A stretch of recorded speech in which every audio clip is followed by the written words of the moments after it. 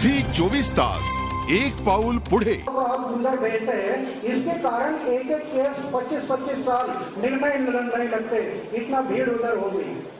प्रशासन सेवा को जो अधिकार दिए उन्होंने यही पर निकाल देना चाहिए, यही पर इंक्वायरी करनी चाहिए, यही पर उनको ऊपर सजा देनी चाहिए। उधर क्यों भेजते आप न्यायालय में? ये हमारा कहना है।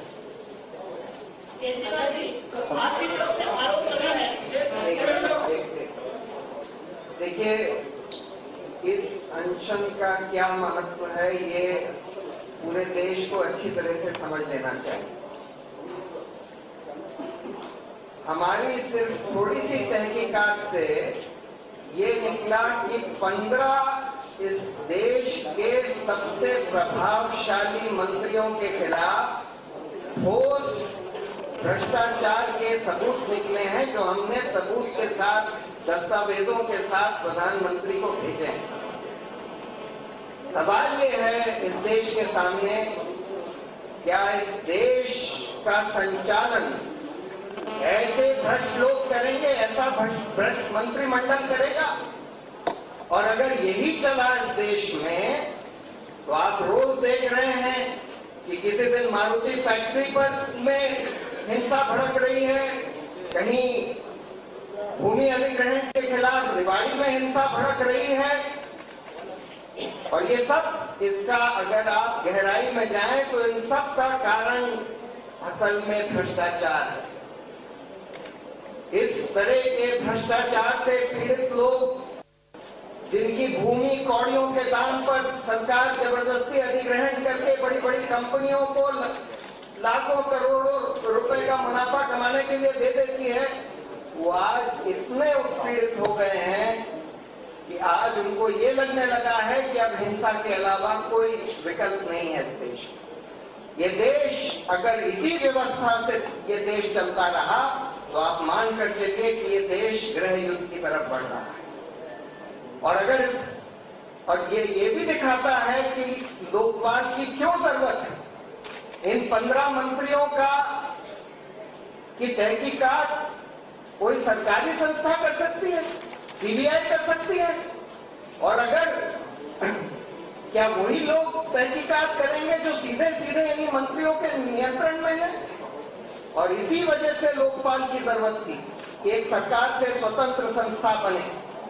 और ये भी दिखाता है कि क्यों ये लोग नहीं बनने दे रहे, क्योंकि इनको पता है कि जिस दिन सरकार से स्वतंत्र संस्था बन गई जो इनकी तहकीकात करके इनको जेल भेज सके, उस दिन ये लोग जेल में हों।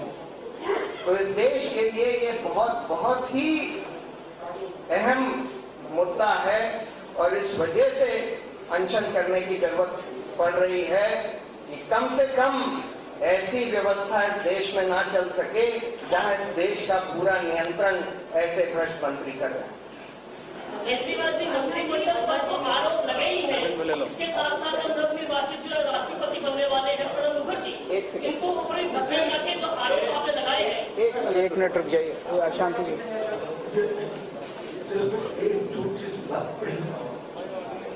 देखिए, पिछले 1 वर्षों में जनता जाग चुकी है, लेकिन उसको विकल्प नहीं दिखा।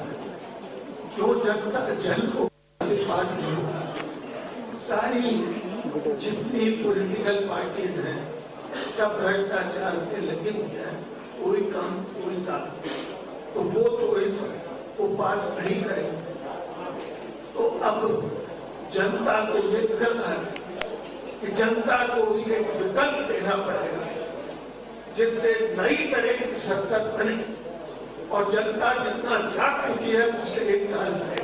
और जो अन्ना ने उसको देखा है, मुझे ऐसा लगता है कि वो जनता अब विकल्प देने के लिए तैयार है, और वो विकल्प बनेगा, वह ऐसा विकल्प बनेगा जिसकी महात्मा गांधी ने कल्पना की थी, जवाहरलाल नेहरू ने कल्पना की थी। आप ये मान के चलिए, वक्त काफी है, क्योंकि मैं 77 की बात आपको बताता हूं।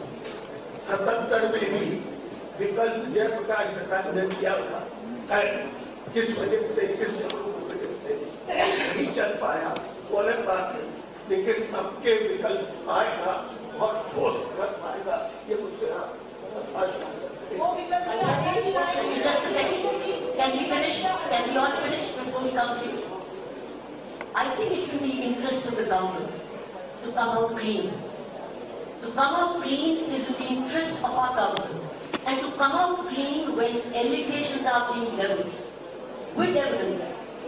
Somewhere it's CAG reports, somewhere there are court orders, somewhere there are notings of senior bureaucrats.